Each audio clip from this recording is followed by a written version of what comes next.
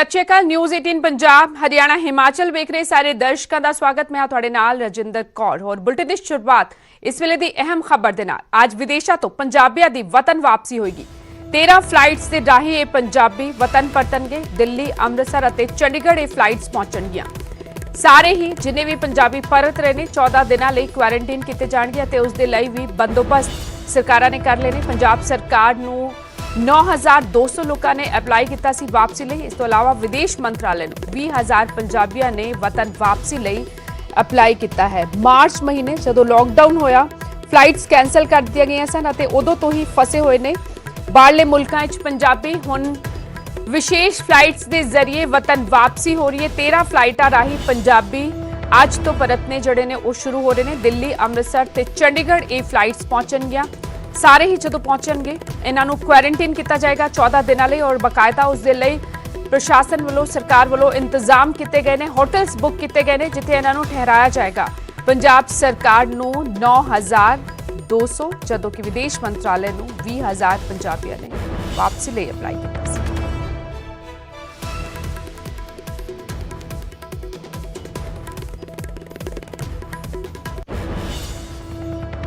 होर तरन तारन नाल जुड़ी वड्डी खबर। तरन तारन अज बंद रहेगा। प्रशासन वालों मुकम्मल तौर पर तरन तारन नूं अज बंद रखने का फैसला लिया गया। अज मस्या है जिस कारण तरन तारन नूं बंद रखा जाएगा। मस्या के दिन शहर में वड्डा इकट्ठ होंदा है। इसे दे चलते किस तरह का कोई इकट्ठ ना हो, लोग इकट्ठे ना हो जान, इस कारण तरन तारन नूं बंद रखने का फैसला लिया गया है। तरन तारन दे कस्बा चबाल भी बंद रहेगा।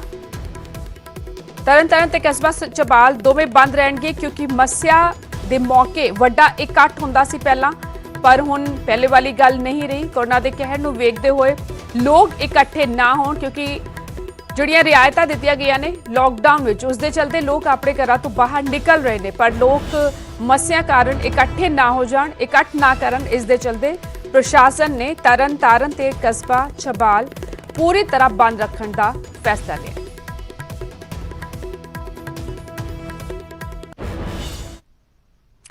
अगे वधे पंजाब विच वड्डा प्रशासनिक फेरबदल किया गया। 11 IAS अधिकारियों का तबादला किया गया ते 19 PCS अफसरां की बदली की गई है। पंजाब प्रशासनिक वड्डा फेरबदल किया गया। पंजाब विच 11 IAS अधिकारियों का तबादला किया गया है जदों कि 19 PCS अफसरां की भी बदली की गई है। लंबे समय बाद एक वड्डा फेरबदल प्रशासनिक अमले विच 11 IAS अधिकारियों का तबादला किया गया है जदों कि 19 PCS अफसरां की भी बदली की गई है।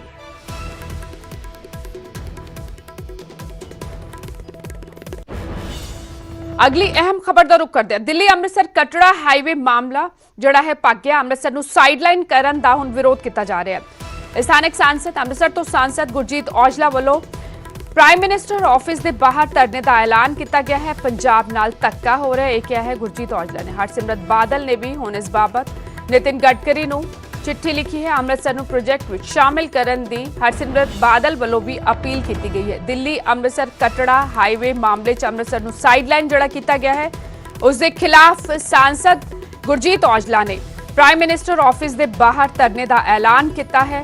यह क्या कि पंजाब दे नाल धक्का हो रहा है। नाल ही केंद्रीय मंत्री हरसिमरत बादल ने हुण एक चिट्ठी लिखी है नितिन गडकरी नूं अते अमृतसर नूं प्रोजेक्ट विच शामिल करन दी अपील की है।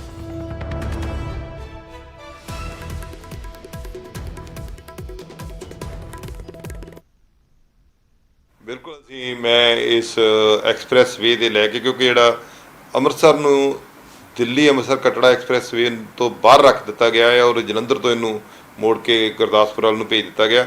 ਉਹਦੇ ਵਿਰੋਧ ਦੇ ਵਿੱਚ ਅਸੀਂ ਬਾਰ-ਬਾਰ ਜਿਹੜੀਆਂ ਰਿਕੁਐਸਟ ਨੇ ਉਹ ਪ੍ਰਾਈਮ ਮਿਨਿਸਟਰ ਸਾਹਿਬ ਨੂੰ ਵੀ ਕਰ ਰਹੇ ਹਾਂ ਔਰ ਗਡਕਰੀ ਸਾਹਿਬ ਨੂੰ ਵੀ ਕਰ ਰਹੇ ਹਾਂ ਔਰ CM ਪੰਜਾਬ ਨੂੰ ਵੀ ਰਿਕੁਐਸਟ ਅਸੀਂ ਕੀਤੀ ਹੈ ਕਿ ਇਹ ਜਿਹੜਾ ਮਸਲਾ ਹੈ ਇਹ ਹੱਲ ਕੀਤਾ ਜਾਵੇ ਕਿਉਂਕਿ ਜਿੰਨੇ ਪ੍ਰੋਜੈਕਟ ਅੰਮ੍ਰਿਤਸਰ ਨੂੰ ਅਜੇ ਤੱਕ ਅਨਾਉਂਸ ਹੋਏ ਚਾਹੇ ਏਮਜ਼ ਹੋਏ ਚਾਹੇ ਸੈਂਟਰਲ ਯੂਨੀਵਰਸਿਟੀ ਹੋਵੇ ਵਰਲਡ ਕਲਾਸ ਯੂਨੀਵਰਸਿਟੀ ਹੋਵੇ SCZ ਹੋਵੇ cricket stadium national international cricket stadium ਦੀ ਗੱਲ ਹੋਵੇ ਔਰ ਹੋਰ ਵੀ ਨੇਕਾਂ ਪ੍ਰੋਜੈਕਟ ਜਿਹੜੇ ਆ ਉਹ ਅੰਮ੍ਰਿਤਸਰ ਤੋਂ ਖੋਹ ਦਿੱਤੇ ਜਾਂਦੇ ਆ ਮੌਕੇ ਦੇ ਮੌਕੇ ਆ ਕੇ और हुण भी उही जिहड़ा इतिहास है फिर दोहराया जा रहा पर इस बार असीं इतिहास जिहड़ा आ वो दोहराउण नहीं देना।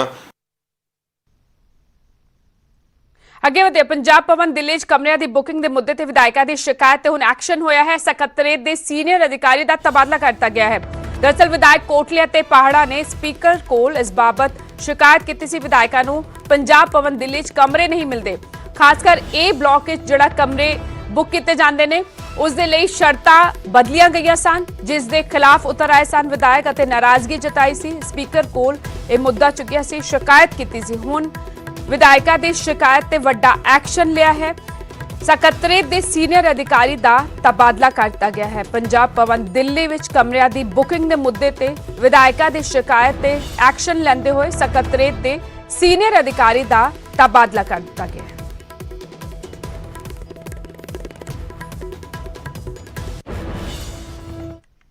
ਅੱਗੇ ਵਧਿਆ ਮੰਤਰੀਆਂ ਤੋਂ ਬਾਅਦ ਹੁਣ ਪੰਜਾਬ ਕਾਂਗਰਸ ਪ੍ਰਧਾਨ ਸੁਨੀਲ ਜਾਖੜ ਨੇ ਵੀ ਮੁੱਖ ਸਕੱਤਰ ਖਿਲਾਫ ਖੂਬ ਪੜਾਸ ਕੱਢੀ ਹੈ।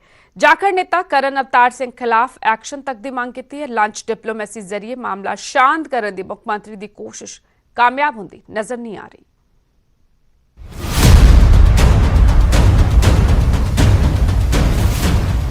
ਕੈਪਟਨ ਦੀ ਲੰਚ ਡਿਪਲੋਮੈਸੀ ਦੇ ਬਾਵਜੂਦ ਨਾਰਾਜ਼ ਵਿਧਾਇਕ ਤੇ ਮੰਤਰੀ ਮੁੱਖ ਸਕੱਤਰ ਕਰਨ ਅਵਤਾਰ ਸਿੰਘ ਦਾ ਖਹਿੜਾ ਛੱਡਣ ਨੂੰ ਤਿਆਰ ਨਹੀਂ। ਸਾਰੇ ਹੀ ਮੁੱਖ ਸਕੱਤਰ ਦੇ ਖਿਲਾਫ ਐਕਸ਼ਨ ਦੀ ਮੰਗ ਤੇ ਅੜੇ ਹੋਏ ਨੇ ਅਤੇ ਹੁਣ ਖੁਦ ਪੰਜਾਬ ਕਾਂਗਰਸ ਦੇ ਪ੍ਰਧਾਨ ਸੁਨੀਲ ਜਾਖੜ ਨੇ ਵੀ ਐਕਸ਼ਨ ਦੀ ਮੰਗ ਕੀਤੀ ਹੈ। ਸੂਬੇ ਦੀ ਅਫਸਰਸ਼ਾਹੀ ਤੇ ਵਰਦਿਆਂ ਸੁਨੀਲ ਜਾਖੜ ਨੇ ਤਾਂ ਇੱਥੋਂ ਤੱਕ ਕਹਿ ਦਿੱਤਾ ਕਿ ਮੁੱਖ ਸਕੱਤਰ ਦੀ ਪ੍ਰੋਬਲਮ ਪਿਛਲੇ 3 ਸਾਲ ਤੋਂ ਚੱਲਦੀ ਆ ਰਹੀ ਹੈ। ਜਾਖੜ ਮੁਤਾਬਕ ਜੋ ਸਰਕਾਰ ਤੇ ਲੋਕਾਂ ਵਿਚਾਲੇ ਕਿਸੇ ਵੀ ਪਾਲਿਸੀ ਨੂੰ ਲੈ ਕੇ ਅੜਚਨ ਪੈਦਾ ਕਰਦਾ ਹੈ ਉਸ ਨੂੰ ਲਾਂਭੇ ਕੀਤਾ ਜਾਵੇ, ਫਿਰ ਭਾਵੇਂ ਉਹ ਕੋਈ ਕਲਰਕ ਹੋਵੇ ਜਾਂ ਮੁੱਖ ਸਕੱਤਰ। मेरा कहना है भी एक चीफ मिनिस्टर का लो चीफ सैकटरी नहीं आ ਜਿਹੜੇ ਲੋਕ ਹੈ ਇਹ ਲੋਕ ਕੈਪਟਨ ਸਾਹਿਬ ਦੀ ਜਿਹੜੀ ਪਾਲਿਸੀਜ਼ ਹੈ ਉਹਨੂੰ ਸਹੀ ਤਰੀਕੇ ਨਾਲ ਇੰਪਲੀਮੈਂਟ ਕਰਕੇ ਲੋਕਾਂ ਨੂੰ ਉਹਦਾ ਫਾਇਦਾ ਪਹੁੰਚੇ। ਉਹਦੇ ਵਿੱਚ ਜਿਹੜਾ ਕੋਈ ਵੀ ਅੜਚਨ ਬਣਦਾ ਹੈ, ਚਾਹੇ ਉਹ ਕਲਰਕ ਹੈ ਚਾਹੇ ਉਹ ਚੀਫ ਸੈਕਟਰੀ ਹੈ, ਆਈ ਥਿੰਕ ਉਹਦਾ ਇਸ ਸਿਸਟਮ ਤੋਂ ਪਾਸੇ ਵਾਂਝੇ ਉਹਨੂੰ ਕਰਨਾ ਜ਼ਰੂਰੀ ਹੈ। ਸੁਨੀਲ ਜਾਖੜ ਮੰਤਰੀ ਅਤੇ ਵਿਧਾਇਕ ਮੀਟਿੰਗ ਜ਼ਰੀਏ ਆਪਣਾ ਪੱਖ ਮੁੱਖ ਮੰਤਰੀ ਅੱਗੇ ਰੱਖ ਚੁੱਕੇ ਨੇ ਅਤੇ ਹੁਣ ਫੈਸਲਾ ਮੁੱਖ ਮੰਤਰੀ ਨੇ ਕਰਨਾ ਹੈ ਕਿ ਕਿਸੇ ਨੂੰ ਹਟਾਇਆ ਜਾਵੇ ਜਾਂ ਨਾ।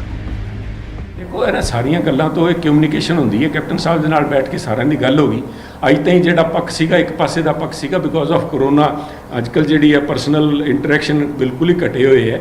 ਉਹਦੇ ਬਾਅਦ ਸੀਐਮ ਸਾਹਿਬ ਦੀ ਸਾਰੀਆਂ ਗੱਲਾਂ ਉਹਨਾਂ ਦੇ ਨੋਟਿਸ 'ਚ ਆ ਗਈਆਂ। ਜਿਹੜਾ ਇੱਕ ਸੀਗਾ ਵੀ ਸ਼ਾਇਦ ਉਹਨਾਂ ਨੇ ਮਾਫੀ ਮੰਗ ਲਈ ਸੀਐਸ ਨੇ ਜਾਂ ਨਹੀਂ ਮੰਗੀ ਜਾਂ ਮਿਨਿਸਟਰ ਸਾਹਿਬਾਨ ਦਾ ਜੋ ਪੁਆਇੰਟ ਆਫ ਵਿਊ ਸੀਗਾ ਉਹ ਸਾਰੀਆਂ ਗੱਲਾਂ ਸੀਐਮ ਸਾਹਿਬ ਨੂੰ ਉਹਨਾਂ ਦੀ ਨਿਗਾਹ ਦੇ ਵਿੱਚ ਹੈ। ਉਹ ਜੋ ਬਿਹਤਰ ਹੋਊਗਾ ਪੰਜਾਬ ਵਾਸਤੇ ਉਹ ਫੈਸਲਾ ਲੈਣਗੇ। ਹੁਣ ਤੁਹਾਨੂੰ ਸਾਰਾ ਰਫੜ ਵੀ ਸਮਝਾਉਂਦੇ ਆ ਜਿਸ ਕਾਰਨ ਪੰਜਾਬ ਕਾਂਗਰਸ 'ਚ ਨਾ ਖਿਲਾਰਾ ਪਿਆ ਹੋਇਆ ਹੈ। 9 ਮਈ ਨੂੰ ਰਿਵਾਈਜ਼ਡ ਐਕਸਾਈਜ਼ ਪਾਲਿਸੀ ਦੇ ਲਈ ਪ੍ਰੀ ਕੈਬਨਿਟ ਦੀ ਮੀਟਿੰਗ ਹੋਈ। ਮੁੱਖ ਸਕੱਤਰ ਕਰਨ ਅਵਤਾਰ ਸਿੰਘ ਅਤੇ ਕੈਪਟਨ ਦੇ ਮੰਤਰੀਆਂ ਦੀ ਪਾਲਿਸੀ ਨੂੰ ਲੈ ਕੇ ਨੋਕ-ਝੋਕ ਹੋਈ। ਕੈਬਨਿਟ ਮੰਤਰੀ ਪ੍ਰੀ ਕੈਬਨਿਟ ਦੀ ਮੀਟਿੰਗ ਛੱਡ ਕੇ ਚਲੇ ਗਏ। 9 ਮਈ ਤੋਂ ਕਈ ਕਾਂਗਰਸੀਆਂ ਨੇ ਟਵਿੱਟਰ ਦੇ ਜ਼ਰੀਏ ਮੁੱਖ ਸਕੱਤਰ ਤੇ ਗੰਭੀਰ ਇਲਜ਼ਾਮ ਲਗਾਏ। ਕਈ ਕਾਂਗਰਸੀਆਂ ਨੇ ਕਰਨ ਅਵਤਾਰ ਸਿੰਘ ਨੂੰ ਮੁੱਖ ਸਕੱਤਰ ਦੇ ਅਹੁਦੇ ਤੋਂ ਹਟਾਉਣ ਦੀ ਮੰਗ ਕੀਤੀ। 11 ਮਈ ਨੂੰ ਕੈਬਨਿਟ ਮੀਟਿੰਗ 'ਚ ਮੰਤਰੀਆਂ ਨੇ ਕਰਨ ਅਵਤਾਰ ਸਿੰਘ ਖਿਲਾਫ ਮਤਾ ਪਾਸ ਕੀਤਾ। ਮਤੇ ਮੁਤਾਬਕ ਮੰਤਰੀਆਂ ਨੇ ਕਿਹਾ ਕਿ ਜਿਹੜੀ ਮੀਟਿੰਗ 'ਚ ਮੁੱਖ ਸਕੱਤਰ ਹੋਵੇਗਾ ਉਸ 'ਚ ਉਹ ਨਹੀਂ ਆਉਣਗੇ। 12 ਮਈ ਨੂੰ ਕਰਨ ਅਵਤਾਰ ਸਿੰਘ ਤੋਂ ਫਾਈਨੈਂਸ਼ੀਅਲ ਕਮਿਸ਼ਨਰ ਟੈਕਸੇਸ਼ਨ ਦਾ ਚਾਰਜ ਵਾਪਸ ਲਿਆ ਗਿਆ। ਕਾਂਗਰਸੀਆਂ ਨੇ ਕੈਪਟਨ ਦੇ ਖਾਸ ਅਫਸਰ ਖਿਲਾਫ ਝੰਡਾ ਬੁਲੰਦ ਕੀਤਾ ਹੈ। ਹਾਲਾਂਕਿ ਮੁੱਖ ਸਕੱਤਰ ਤੋਂ ਚਾਰਜ ਤਾਂ ਵਾਪਸ ਲੈ ਲਿਆ ਗਿਆ ਹੈ ਪਰ ਆਪਣਿਆਂ ਦੀ ਨਾਰਾਜ਼ਗੀ ਅਜੇ ਵੀ ਬਰਕਰਾਰ ਹੈ। ਚੰਡੀਗੜ੍ਹ ਤੋਂ ਪੰਕਜ ਕਪਾਹੀ, ਨਿਊਜ਼ 18 ਪੰਜਾਬ। और सूबे शराब दे माली घाटे ਨੂੰ ਲੈ ਕੇ ਵੀ ਸਿਆਸਤ ਪੂਰੀ ਤਰ੍ਹਾਂ ਪੱਕੀ ਹੋਈ ਹੈ। ਇਸ ਮੁੱਦੇ ਨੂੰ ਲੈ ਕੇ ਅਕਾਲੀ ਦਲ ਨੇ ਇੱਕ ਵਾਰ ਫਿਰ ਮੁੱਖ ਮੰਤਰੀ ਕੈਪਟਨ ਅਮਰਿੰਦਰ ਸਿੰਘ ਤੇ ਹਮਲਾ ਬੋਲਿਆ ਤਾਂ ਉਸੇ ਲਹਿਜ਼ੇ ਵਿੱਚ ਕਾਂਗਰਸ ਪ੍ਰਧਾਨ ਸੁਨੀਲ ਜਾਖੜ ਨੇ ਅਕਾਲੀਆਂ ਨੂੰ ਮੋੜਵਾ ਜਵਾਬ ਵੀ ਦਿੱਤਾ। ਕੈਪਟਨ ਦਾ ਵਿਭਾਗ ਘਾਟੇ 'ਚ ਕਿਉਂ? ਕੌਣ ਲਾ ਰਿਹਾ ਹੈ ਪੰਜਾਬ ਦੀ ਕਮਾਈ ਨੂੰ ਖੋਰਾ? ਐਕਸਾਈਜ਼ ਦੀ ਕਮਾਈ ਤੇ ਕੌਣ ਕਰ ਰਿਹਾ ਹੈ ਐਸ਼?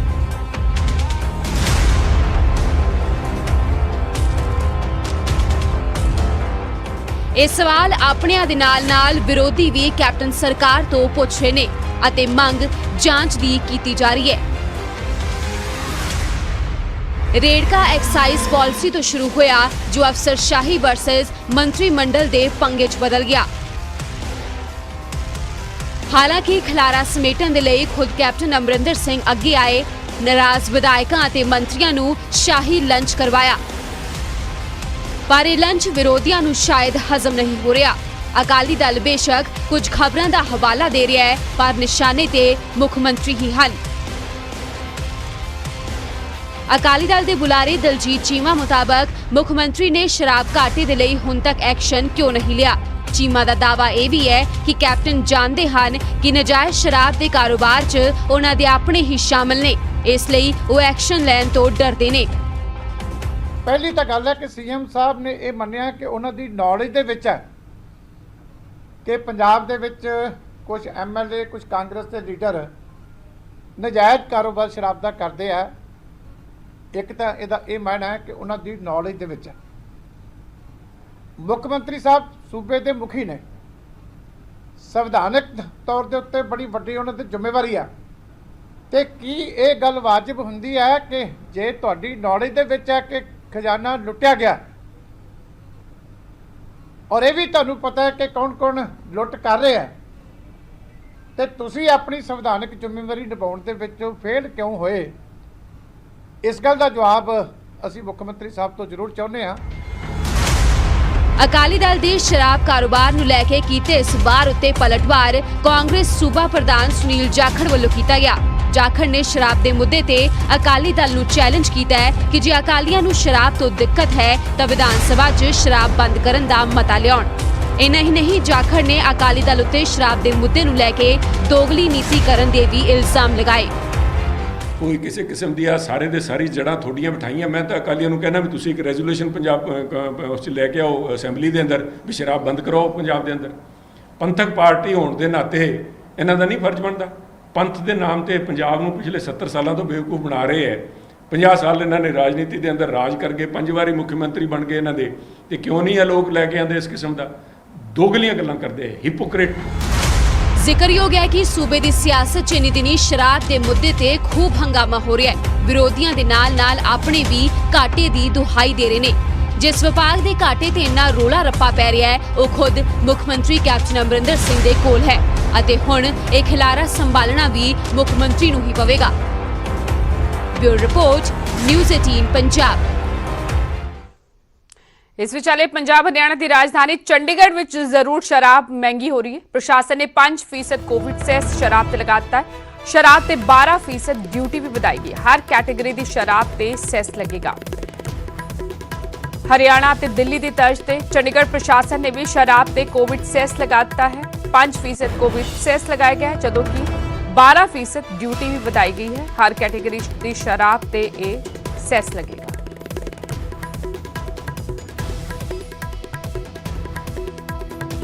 मनोज राठी मेरे सहयोगी जुड़ चुके हैं। मनोज, ਜਿਹੜਾ ਕੋਵਿਡ ਸੈਸ ਅਤੇ ਡਿਊਟੀ ਵਧਾਈ ਗਈ ਹੈ ਸ਼ਰਾਬ ਤੇ ਕਦੋਂ ਤੋਂ ਲਾਗੂ ਹੋਏਗੀ? ਬਿਲਕੁਲ ਰਜਿੰਦਰ, ਇਹ ਜਿਹੜੇ ਐਡਵਾਈਜ਼ਰ ਨੇ ਮਨੋਜ ਪਰੀਦਾ, ਉਹਨਾਂ ਨੇ ਇਨਫੋਰਮੇਸ਼ਨ ਦਿੱਤੀ ਹੈ ਟਵੀਟ ਜਰੀਏ, ਔਰ ਹਾਲਾਂਕਿ ਪਹਿਲਾਂ ਵੀ ਉਹਨਾਂ ਨੇ ਸੰਕੇਤ ਦਿੱਤੇ ਸੀਗੇ ਇਹਦੇ, ਲੇਕਿਨ ਹੁਣ ਕੱਲ ਹੀ ਜਿਹੜਾ ਟਵੀਟ ਕੀਤਾ ਹੈ ਕਿ 5% ਜਿਹੜਾ ਕੋਵਿਡ ਸ਼ਰਾਬ ਤੇ ਹੁਣ ਜਲਦੀ ਇਹ ਜਿਹੜੀ ਸ਼ਰਾਬ ਹੈ ਉਹ ਮਹਿੰਗੀ ਹੋ ਜਾਏਗੀ। ਚੰਡੀਗੜ੍ਹ ਤੇ ਜਲਦੀ ਲਾਗੂ ਜਿਹੜੀ ਹੈਗੀ ਉਹ ਕਰਨ ਦੀ ਗੱਲ ਕੀਤੀ ਗਈ ਹੈ, ਜਿਹਦੇ ਵਿੱਚ ਹੁਣ ਉਹਨਾਂ ਨੇ ਇਹ ਵੀ ਗੱਲ ਕਹੀ ਹੈ ਕਿ ਜਿਹੜਾ 5% ਸੈਸ ਕੋਵਿਡ ਸੈਸ ਹੈ ਉਹ ਲਾਇਆ ਜਾਏਗਾ ਤੇ ਸ਼ਰਾਬ ਜਿਹੜੀ ਹੈ ਚੰਡੀਗੜ੍ਹ 'ਚ ਮਹਿੰਗੀ ਹੋਈ। ਤੇ ਹੁਣ ਇਹ ਅੱਜ ਜਾਂ ਕੱਲ੍ਹ 'ਚ ਜਿਹੜੀ ਸ਼ਰਾਬ ਹੈ ਉਹ ਕੋਸਟਲੀ ਜਿਹੜੀ ਹੈ ਉਹਦੇ 'ਚ ਵਾਧਾ ਜਿਹੜਾ ਹੈ ਉਹ ਹੋ ਕੇ ਜੀ। ਸ਼ੁਕਰੀਆ ਮਨੋਜ ਫਿਲਹਾਲ ਇਸ ਜਾਣਕਾਰੀ ਲਈ। ਸੋ ਚੰਡੀਗੜ੍ਹ ਵਿੱਚ ਹੀ ਸ਼ਰਾਬ ਮਹਿੰਗੀ ਹੋਏਗੀ। ਹਰਿਆਣਾ ਤੇ ਦਿੱਲੀ ਦੀ ਤਰਜ਼ ਤੇ ਚੰਡੀਗੜ੍ਹ ਪ੍ਰਸ਼ਾਸਨ ਨੇ ਵੀ ਸ਼ਰਾਬ ਤੇ 5% ਕੋਵਿਡ ਸੈਸ ਲਗਾਉਣ ਦਾ ਐਲਾਨ ਕੀਤਾ। ਇਸ ਤੋਂ ਇਲਾਵਾ 12% ਡਿਊਟੀ ਵੀ ਵਧਾਈ ਜਾਏਗੀ। ਹਰ ਕੈਟੇਗਰੀ ਦੀ ਸ਼ਰਾਬ ਤੇ ਇਹ ਸੈਸ ਲਗਾਇਆ ਜਾਏਗਾ।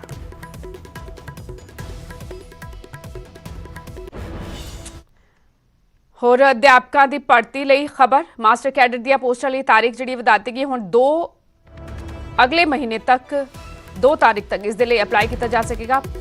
3 ਜੂਨ ਤੱਕ ਫੀਸ ਭਰੀ ਜਾ ਸਕੇਗੀ। ਇਸ ਤੋਂ ਪਹਿਲਾਂ 19 ਤਾਰੀਖ ਸੀ, 19 ਮਈ ਸੀ ਆਨਲਾਈਨ ਫਾਰਮ ਭਰਨ ਦੀ ਤਾਰੀਖ। ਹੁਣ ਆਨਲਾਈਨ ਵੀ ਅਪਲਾਈ ਕੀਤਾ ਜਾ ਸਕੇਗਾ। ਬਾਕੀ ਸ਼ਰਤਾਂ ਪਹਿਲੀ ਤਰ੍ਹਾਂ ਲਾਗੂ ਹੋਣਗੀਆਂ। ਸਿੱਖਿਆ ਵਿਭਾਗ ਨੇ ਤਾਰੀਖ ਵਧਾ ਦਿੱਤੀ ਹੈ। ਕੋਰੋਨਾ ਦੇ ਮੱਦੇਨਜ਼ਰ ਲਾਕਡਾਊਨ ਰਿਹਾ ਅਤੇ 2 ਮਹੀਨੇ ਤੱਕ ਸਭ ਕੁਝ ਠੱਪ ਰਿਹਾ, ਜਿਸ ਦੇ ਚਲਦੇ ਹੁਣ ਮਾਸਟਰ ਕੈਡਰ ਦੀਆਂ ਪੋਸਟਾਂ ਭਰਨ ਲਈ ਤਾਰੀਖ ਵੀ ਵਧਾ ਦਿੱਤੀ ਗਈ ਹੈ। ਹੁਣ 2 ਜੂਨ ਤੱਕ ਅਪਲਾਈ ਕੀਤਾ ਜਾ ਸਕੇਗਾ। ਇਸ ਤੋਂ ਇਲਾਵਾ 3 ਜੂਨ ਤੱਕ ਫੀਸ ਭਰੀ ਜਾ ਸਕੇਗੀ। ਪਹਿਲਾ ਤਾਰੀਖ ਜਿਹੜੀ ਹੈ ਉਹ 19 ਮਈ ਸੀ। ਆਨਲਾਈਨ ਵੀ ਅਪਲਾਈ ਕੀਤਾ ਜਾ ਸਕੇਗਾ। ਬਾਕੀ ਸ਼ਰਤਾਂ ਪਹਿਲੇ ਦੀ ਤਰ੍ਹਾਂ ਲਾਗੂ ਹੋਣਗੀਆਂ। ਸਿੱਖਿਆ ਵਿਭਾਗ ਵੱਲੋਂ ਤਾਰੀਖਾਂ ਵਧਾਈਆਂ।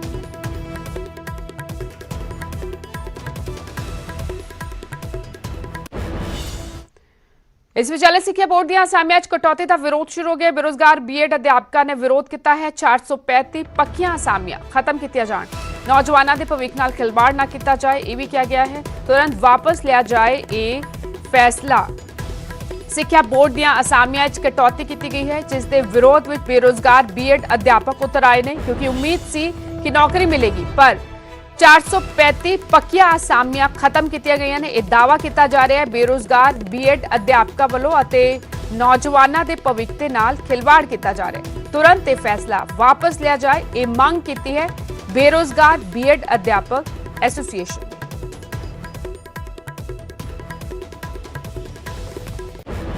,435 ਪੋਸਟਾਂ ਜਿਹੜੀਆਂ ਨੇ ਉਹ ਖਤਮ ਕੀਤੀਆਂ ਗਈਆਂ ਨੇ। ਸਿੱਖਿਆ ਬੋਰਡ ਵੱਲੋਂ ਸਿੱਖਿਆ ਬੋਰਡ ਦੀਆਂ ਅਸਾਮੀਆਂ ਭਰੀਆਂ ਜਾਣੀਆਂ ਸਨ, ਪਰ 435 ਪੋਸਟਾਂ ਖਤਮ ਕਰਤੀਆਂ ਗਈਆਂ ਨੇ, ਜਿਸ ਦੇ ਖਿਲਾਫ ਉਤਰ ਆਏ ਨੇ ਬੇਰੁਜ਼ਗਾਰ ਬੀਐਡ ਅਧਿਆਪਕ। ਅਰਸ਼ਦੀਪ ਮੇਰੀ ਸਹਿਯੋਗੀ ਜੁੜ ਚੁੱਕੇ ਨੇ। ਅਰਸ਼ਦੀਪ, ਉਮੀਦ ਸੀ ਕਿ ਨੌਕਰੀ ਮਿਲੇਗੀ, ਪਰ ਹੁਣ ਜਦੋਂ ਪੋਸਟਾਂ ਹੀ ਘੱਟ ਕਰ ਦਿੱਤੀਆਂ ਜਾਣ ਤਾਂ ਉਮੀਦਾਂ ਵੀ ਘੱਟ ਹੋ ਜਾਂਦੀਆਂ ਨੇ। ਸੋ ਕਿ ਇਸ ਦੇ ਖਿਲਾਫ ਹੁਣ ਬੇਰੁਜ਼ਗਾਰ ਬੀਐਡ ਅਧਿਆਪਕ ਕੁਝ ਪ੍ਰਦਰਸ਼ਨ ਵੀ ਕਰਨਗੇ। ਬਿਲਕੁਲ ਰਜਿੰਦਰ, ਪਿਛਲੇ ਲੰਮੇ ਸਮੇਂ ਤੋਂ ਅਧਿਆਪਕ ਜਿਹੜੇ ਹੈਗੇ ਨੇ ਉਹ ਸੜਕਾਂ ਦੇ ਉੱਤੇ ਉਤਰੇ ਹੋਏ ਸੀਗੇ, ਪ੍ਰੋਟੈਸਟ ਕਰ ਰਹੇ ਸੀਗੇ ਤੇ ਲਗਾਤਾਰ ਮੰਗ ਆ ਰਹੀ ਸੀਗੀ ਕਿ ਜਿੰਨੀਆਂ ਵੀ ਅਸਾਮੀਆਂ ਖਾਲੀ ਨੇ ਤੇ ਪਹਿਲਾਂ ਉਹਨਾਂ ਦੇ ਵੱਲੋਂ ਮੰਗ ਸੀ ਕਿ 15,000 ਅਸਾਮੀਆਂ ਭਰੀਆਂ ਜਾਣ, ਪਰ ਸਰਕਾਰ ਦੇ ਵੱਲੋਂ ਇਹ ਆਇਆ ਸੀਗਾ ਪਿਛਲੇ ਦਿਨਾਂ ਦੇ ਵਿੱਚ ਕਿ 6,000 ਅਸਾਮੀਆਂ ਉਹ ਭਰਨ ਜਾ ਰਹੇ ਨੇ। ਤਾਂ ਉਸ ਦੇ ਵਿੱਚੋਂ ਜੇ ਅਸੀਂ ਗੱਲ ਕਰੀਏ ਤਾਂ ਹੁਣ ਜਿਹੜੀ ਨਵੀਂ ਡਿਵੈਲਪਮੈਂਟ ਹੋਈ ਹੈ, ਪੰਜਾਬ ਸਕੂਲ ਸਿੱਖਿਆ ਬੋਰਡ ਵੱਲੋਂ ਅਸਾਮੀਆਂ ਇਹ ਖਤਮ ਕੀਤੀਆਂ ਗਈਆਂ ਨੇ ਤੇ ਉਸ ਦੇ ਖਿਲਾਫ ਬੇਰੁਜ਼ਗਾਰ ਜਿਹੜੇ ਇੱਕ ਪਾਸ ਬੀਐਡ ਅਧਿਆਪਕਾਂ ਦੀ ਯੂਨੀਅਨ ਹੈ, ਉਹਨਾਂ ਨੇ ਆਪਣਾ ਪ੍ਰੋਟੈਸਟ ਰਜਿਸਟਰ ਕਰਵਾਇਆ ਇੱਕ ਪ੍ਰੈਸ ਰਿਲੀਜ਼ ਦੇ ਰਾਹੀਂ। ਤਾਂ ਉਹਨਾਂ ਨੇ ਇਹ ਵੀ ਕਿਹਾ ਕਿ ਅਗਰ ਇਹ ਫੈਸਲਾ ਵਾਪਸ ਨਹੀਂ ਲਿਆ ਜਾਂਦਾ ਤਾਂ ਉਹ ਸੰਘਰਸ਼ ਕਰ ਸਕਦੇ ਨੇ, ਕੋਈ ਪ੍ਰੋਟੈਸਟ ਅੱਗੇ ਕਰ ਸਕਦੇ ਨੇ ਜਾਂ ਉਹ ਲਿਖਣਗੇ ਕਿ ਕਿਸ ਤਰੀਕੇ ਦੇ ਨਾਲ, ਕਿਉਂਕਿ ਕੋਰੋਨਾ ਵਾਇਰਸ ਦੇ ਟਾਈਮ ਦੇ ਵਿੱਚ ਪ੍ਰੋਟੈਸਟ ਕਰਨਾ ਵੀ ਆਪਣੇ ਆਪ ਦੇ ਵਿੱਚ ਇੱਕ ਚੈਲੰਜ ਹੈਗਾ ਕਿ ਤੁਸੀਂ ਕਿਸ ਤਰੀਕੇ ਦੇ ਨਾਲ ਪ੍ਰੋਟੈਸਟ ਕਰ ਸਕਦੇ ਹੋ। ਤਾਂ ਉਹਨਾਂ ਨੇ ਸਿੱਖਿਆ ਬੋਰਡ ਵੱਲੋਂ ਕੋਈ ਤਰਕ ਦਿੱਤਾ ਗਿਆ ਹੈ ਕਿਉਂ ਅਸਾਮੀਆਂ ਘਟਾਈਆਂ ਗਈਆਂ? ਅਜੇ ਤੱਕ ਉਹਨਾਂ ਦੇ ਵੱਲੋਂ ਇਸ ਦੇ ਉੱਤੇ ਕੋਈ ਸਟੇਟਮੈਂਟ ਨਹੀਂ ਜਾਰੀ ਕੀਤਾ ਗਿਆ ਕਿ ਕੀ ਉਹ ਇਸ ਦੇ ਉੱਤੇ ਰੀਜ਼ਨ ਦੇ ਰਹੇ ਨੇ। ਤੇ ਹਾਲਾਂਕਿ ਜਿਹੜਾ ਟੀਚਰ ਹੈਗੇ ਨੇ ਉਹਨਾਂ ਨੇ ਇਹ ਜ਼ਰੂਰ ਇਸ ਦੇ ਵਿੱਚ ਆਪਣੀ ਸਟੇਟਮੈਂਟ ਦੇ ਵਿੱਚ ਕਿਹਾ ਹੈਗਾ ਕਿ ਸਿੱਖਿਆ ਅਧਿਕਾਰੀ ਇਹ ਕਹਿ ਰਹੇ ਨੇ ਕਿ ਨੌਜਵਾਨਾਂ ਨੂੰ ਰੁਜ਼ਗਾਰ ਦੇਣ ਦੀ ਇਹ ਥਾਂ ਨਹੀਂ ਹੈਗੀ। ਤਾਂ ਇਹ ਜਿਹੜਾ ਟੀਚਰਾਂ ਦੇ ਵੱਲੋਂ ਇਹ ਕਿਹਾ ਜਾ ਰਿਹਾ ਕਿ ਉਹ ਇਹ ਤਰਕ ਦੇ ਰਹੇ ਨੇ। ਹਾਲਾਂਕਿ ਜਿਹੜਾ ਬੋਰਡ ਦੇ ਵੱਲੋਂ ਕੋਈ ਹਜੇ ਤੱਕ ਸਪਸ਼ਟ ਇਹਦੇ ਉੱਤੇ ਕੋਈ ਗੱਲ ਨਹੀਂ ਕਹੀ ਗਈ ਕਿ ਕੀ ਖਾਸ ਕਰਕੇ ਰੀਜ਼ਨ ਹੈਗਾ। ਸ਼ੁਕਰੀਆ ਅਰਸ਼ਦੀਪ ਇਸ ਜਾਣਕਾਰੀ ਲਈ।